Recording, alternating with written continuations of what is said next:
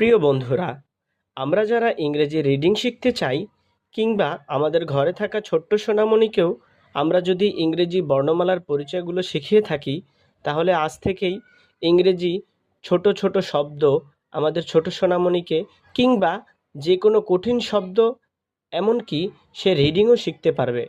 আসুন দেখে নেই।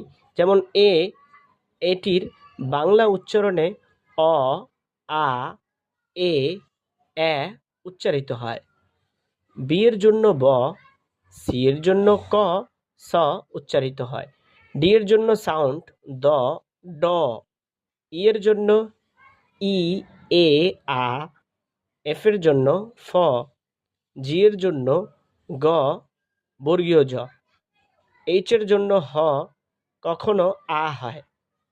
আই এর জন্য ই, আ। জে এর জন্য জ, বর্গীয় জ অথবা অন্তস্থ জ। কে এর জন্য ক, এল এর জন্য ল, এম এর জন্য ম, এন এর জন্য ন, ওর জন্য ও, অ, আ উচ্চারিত হয়ে থাকে।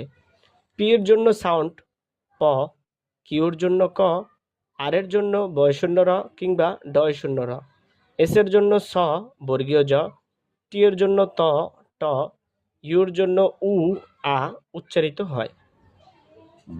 ভি এর জন্য ভ, ডাব্লিউর জন্য ও, আ, এক্স এর জন্য বর্গীয় জ আবার ক দন্তস্ব সংযুক্ত, ওয়াই এর জন্য ই অন্তস্থ অ উচ্চারিত হয়ে থাকে, জেড এর জন্য জ উচ্চারণ হয়। আমরা চাইলে যারা ইংরেজি রিডিং শিখতে চাই এমনকি ছোট সোনামণিকেও এভাবে শেখাতে পারি।